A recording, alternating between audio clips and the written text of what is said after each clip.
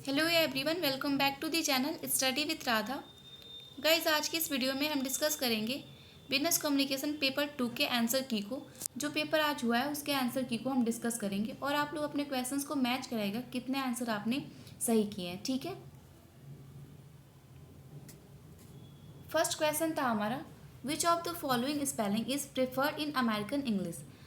तो यहाँ पे हमारा जो ऑप्शन करेक्ट था वो था ऑप्शन नंबर बी। ठीक है, एक्नॉलेजमेंट। यह स्पेलिंग अमेरिकन इंग्लिश के अकॉर्डिंग सही था, करेक्ट था। तो ऑप्शन बी यहाँ पे हमारा करेक्ट हो जाएगा। नेक्स्ट क्वेश्चन था हमारा, report are often use to display the result of. Report का उपयोग अक्सर रिजल्ट के परिणाम प्रदर्शित करने के लिए किया जाता है। तो किसके परिणाम को प्रदर्शित करने के लिए रिजल्ट का यूज किया जाता है? तो जब कोई भी एक्सपेरिमेंट होता है उसके रिजल्ट को डिस्प्ले करने के लिए, प्रदर्शित करने के लिए रिपोर्ट का यूज़ होता है। एक्सपेरिमेंट का भी और इन्वेस्टिगेशन का भी, या फिर किसी इंक्वायरी का भी। तो ये तीनों ही करेक्ट था। तो यहाँ पे हमारा ऑप्शन नंबर डी करेक्ट हो जाएगा, ऑल ऑफ द एबव। ठीक है, तो सेकेंड क्वेश्चन में हमारा ऑप्शन नंबर डी करेक्ट था।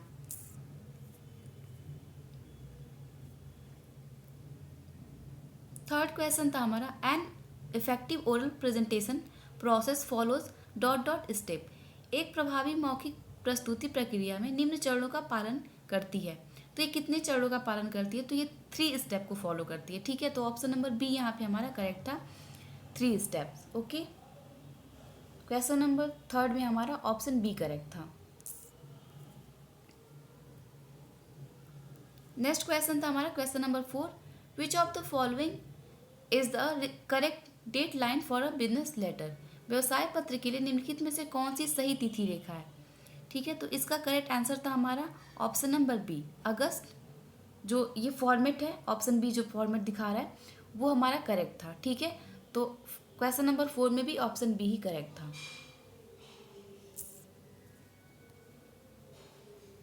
नेक्स्ट क्वेश्चन था हमारा, in report writing which one consist the clearly state the purpose of report. Report लेखन में कौन सा एक शामिल होता है जो स्पष्ट रूप से रिपोर्ट का उद्देश्य बताता है? ठीक है, तो क्वेश्चन नंबर 5 में हमारा ऑप्शन नंबर सी करेक्ट है, टाइटल पेज। टाइटल पेज जो होता है वो रिपोर्ट का उद्देश्य अच्छे से स्पष्ट तरीके से उसका उद्देश्य बताता है। ठीक है, तो क्वेश्चन नंबर 5 में हमारा ऑप्शन नंबर सी करेक्ट था।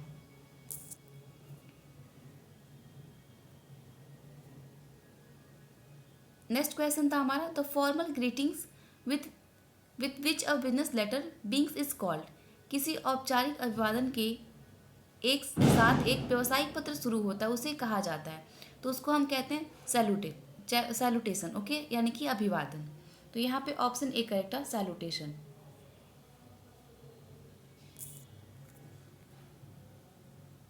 नेक्स्ट क्वेश्चन था हमारा, in a memo reasoning on hiring firings in purchasing etcetera is known as. ऐसे ज्ञापन में हायरिंग, फायरिंग एंड परचेज आदि के तर्क को कहा जाता है। तो इसको हम कहते हैं, इस क्वेश्चन में हमारा करेक्ट आंसर था सी, सिफारिश कहते हैं इसको, हम रिकमेंडेशन कहते हैं। ठीक है, रिकमेंडेशन इसको हम कह सकते हैं। तो क्वेश्चन नंबर 7 में हमारा ऑप्शन सी जो था वो करेक्ट था, रिकमेंडेशन। ठीक है,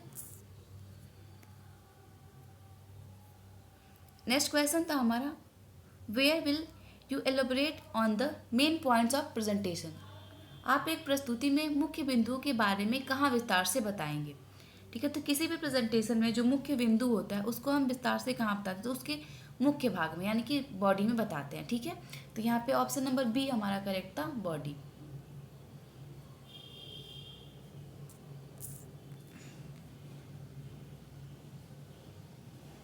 नेक्स्ट क्वेश्चन था हमारा, which of these report are written for recording information. इनमें से कौन सी रिपोर्ट रिकॉर्डिंग जानकारी के लिए लिखी जाती है या लिखी गई है?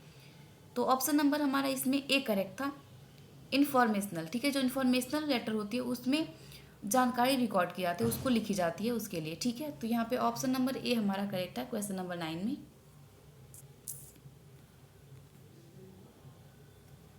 नेक्स्ट क्वेश्चन था हमारा, which of the following is called as page to create a presentation in PowerPoint. निम्नलिखित में से कौन से या किसे पावर पॉइंट में प्रेजेंटेशन बनाने के लिए पेज कहा जाता है? तो पावर पॉइंट प्रेजेंटेशन में जो पेज होते हैं उनको हम स्लाइड्स कहते हैं। ठीक है, स्लाइड होते हैं वो। तो ऑप्शन नंबर बी यहाँ पे हमारा करेक्ट हो जाएगा।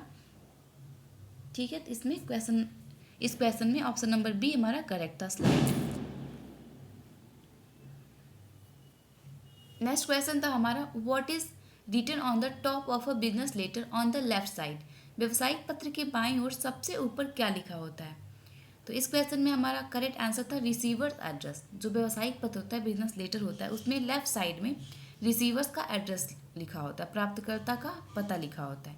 ठीक है, तो यहाँ पे ऑप्शन नंबर बी हमारा करेक्ट था।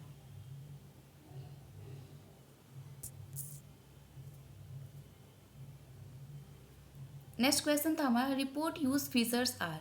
रिपोर्ट सुविधाओं के रूप में उपयोग करता है। ठीक है, तो इस क्वेश्चन में हमारा करेक्ट आंसर था option number B, graphics and image. ठीक है, ये ग्राफिक्स और इमेज का यूज करता है।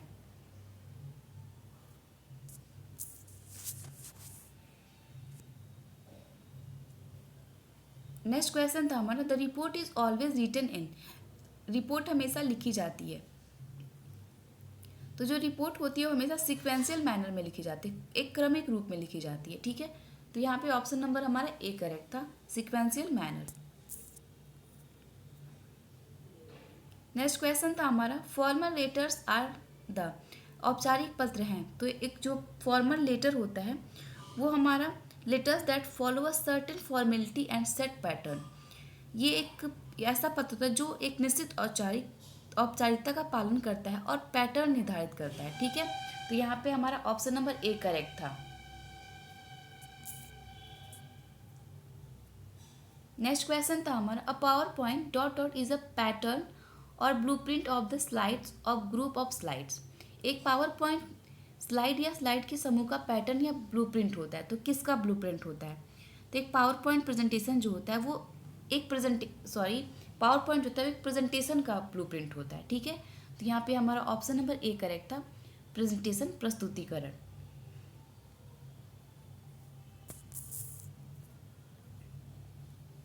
नेक्स्ट क्वेश्चन था हमारा, which of the following section does not exist in the slide layout. निम्नलिखित में से कौन सा सेक्शन स्लाइड लेआउट में मौजूद नहीं होता है। तो यहाँ पे जो एनिमेशंस होते हैं वो इसमें इंक्लूड नहीं होते हैं, मौजूद नहीं होते हैं। तो ऑप्शन नंबर डी इसमें हमारा करेक्ट था, क्वेश्चन नंबर 16 में।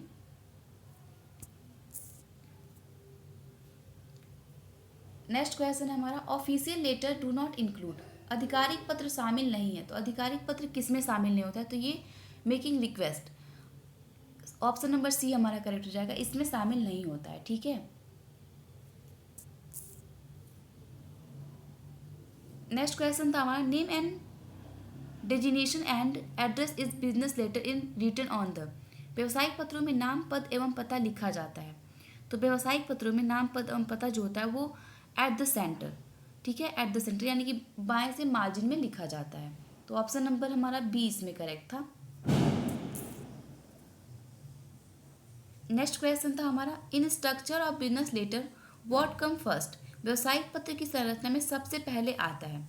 तो किसी भी बिजनेस लेटर यानी कि व्यवसायिक पत्र जो होता है उसकी संरचना जब होती है तो उसमें सबसे पहला चीज आता है हमारा सैल्यूटेशन, अभिवादन। ठीक है, तो यहाँ पे हमारा ऑप्शन नंबर सी करेक्ट था।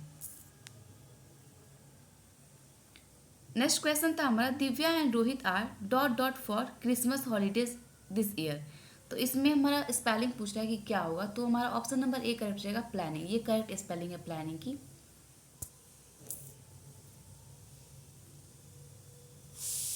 नेक्स्ट क्वेश्चन है हमारा, task to improve spelling should not include. वर्तनी सुधारने के कार्य में शामिल होने चाहिए, नहीं होने चाहिए। तो सुनना, लिसनिंग जो होता है वो वर्तनी सुधारने के काम में शामिल नहीं होता है, क्योंकि सुनने में हम कैसे स्पेलिंग एरर को करेक्ट कर सकते हैं। ठीक है, तो यहाँ पे हमारा बी करेक्ट था ऑप्शन। नेक्स्ट क्वेश्चन था हमारा, which of the following spelling is correct. निम्नलिखित में से किस वर्तनी किसकी सही है, हमको बताना है कि कौन सा करेक्ट स्पेलिंग था। तो यहाँ पे हमारा करेक्ट आंसर था ऑप्शन नंबर सी। ठीक है, ये ऑप्शन नंबर सी जो स्पेलिंग है ये करेक्ट स्पेलिंग थी इम्बैलेंस की। ठीक है,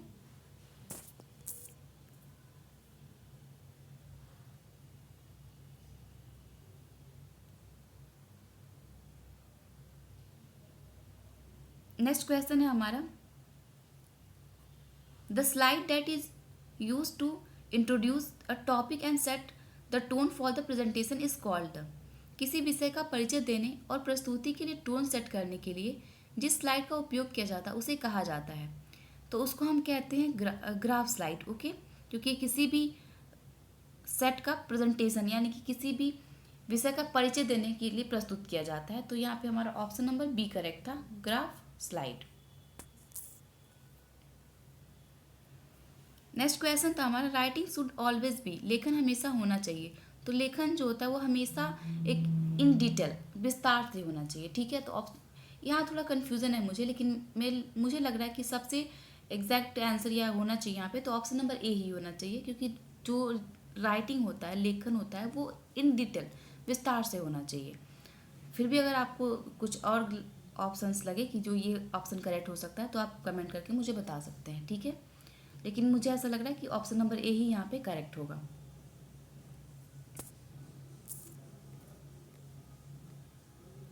नेक्स्ट क्वेश्चन है हमारा, a report is always written in, एक रिपोर्ट हमेशा लिखी जाती है। एक रिपोर्ट जो है वो प्रेजेंट टेंस, पास्ट टेंस और फ्यूचर टेंस में भी हो सकती है।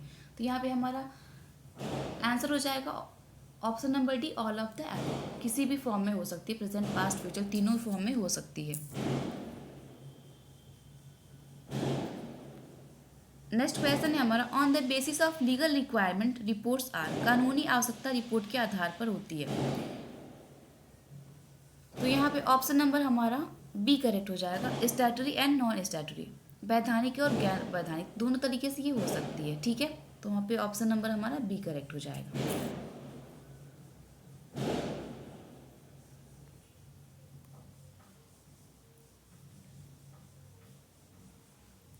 नेक्स्ट क्वेश्चन है हमारा, in MLA citation rules A stand for, तो इसमें ए जो है वो एसोसिएशन को, इसका मतलब होता है एसोसिएशन। ठीक है, तो ऑप्शन नंबर सी यहाँ पे हमारा करेक्ट था। नेक्स्ट क्वेश्चन था हमारा, which of these must be avoid in business letter, व्यवसायिक पत्रों में इनमें से किसे बचना चाहिए। तो यहाँ पे हमारा करेक्ट आंसर था एब्रीविएशन। ठीक है, संक्षिप्त रूपों से, इससे हमको इसे अवॉइड करना चाहिए, इससे बचना चाहिए। तो ऑप्शन नंबर डी हमारा करेक्ट था यहाँ पे।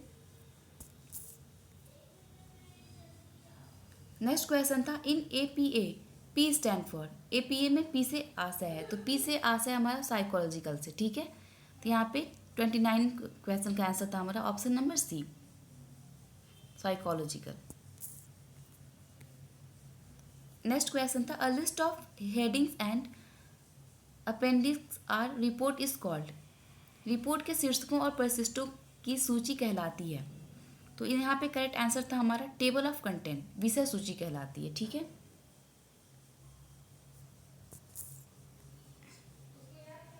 नेक्स्ट क्वेश्चन था, for improving writing skill one must require, लेखन कौशल में सुधार के लिए एक ही आवश्यकता होनी चाहिए। तो इसका करेक्ट आंसर था हमारा गुड ग्रामर एंड पंक्चुएशन, अच्छा व्याकरण और विराम चिन्ह, इसका हमको अच्छे से ज्ञान होना चाहिए। ये बहुत रिक्वायर होती है किसी भी लेखन कौशल के लिए, यानी कि राइटिंग स्किल के लिए सबसे रिक्वायर्ड चीज़ होती है वो होती है गुड ग्रामर एंड पंक्चुएशन। ठीक है, तो यहाँ पे हमारा ऑप्शन नंबर ए करेक्ट था।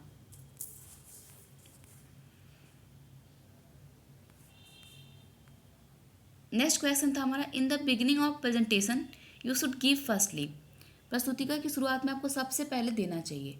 तो किसी भी प्रेजेंटेशन की शुरुआत में आपको सबसे पहले अपना इंट्रोडक्शन देना चाहिए। ठीक है, योर इंट्रोडक्शन, ये सबसे ज़रूरी होता है किसी भी प्रेजेंटेशन को स्टार्ट करने से पहले। तो ऑप्शन नंबर ए यहाँ पे हमारा करेक्ट था।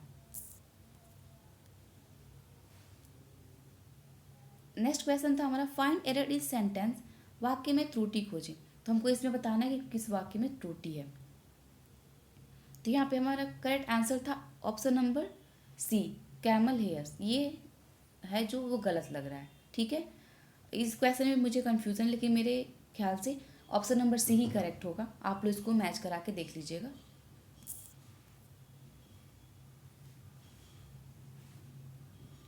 नेक्स्ट क्वेश्चन था हमारा, fill the gap with appropriate word, उपयुक्त शब्द में से रिक्त स्थान की पूर्ति करें। Divya is dot dot rain tonight, तो यहाँ पे हमारा करेक्ट आंसर था ऑप्शन नंबर डी, एक्सेप्टिंग। ठीक है, ऑप्शन नंबर डी यहाँ पे करेक्ट था हमारा। नेक्स्ट क्वेश्चन था, dot dot means the night use of putting and point stop is writing, लिखने के बिंदु या विराम चिन्हों का सही उपयोग है। तो यहाँ पे हमारा करेक्ट आंसर था क्वेश्चन नंबर 35 का, वो था option number D, full stop. Okay,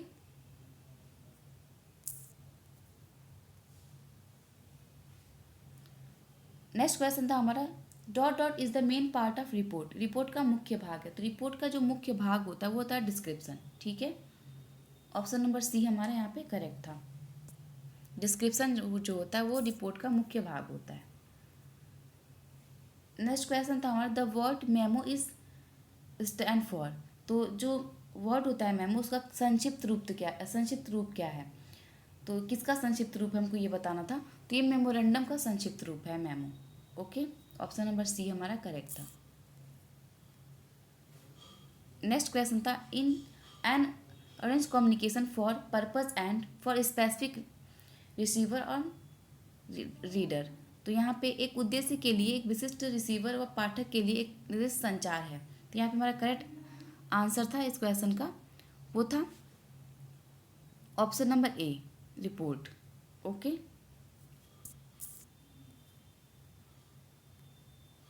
next question था हमारा the quality of a report is determined mainly by. तो यहाँ पे करेक्ट आंसर था हमारा ऑप्शन नंबर डी, कि किसी भी जो रिपोर्ट होती है उसकी गुणवत्ता, उसकी क्वालिटी होती है। तो उसकी क्वालिटी होती है द एक्यूरेसी ऑफ डाटा, जो भी उसमें डाटा है, जो भी इंफॉर्मेशन, उसमें एक्यूरेसी होनी चाहिए, शुद्धता होनी चाहिए। तो यहाँ पे ऑप्शन नंबर डी ही करेक्ट होगा। ठीक है, नेक्स्ट क्वेश्चन था विच of the following is a basic part of report. इनमें से कौन सा रिपोर्ट का बेसिक यानी कि आधारभूत भाग है?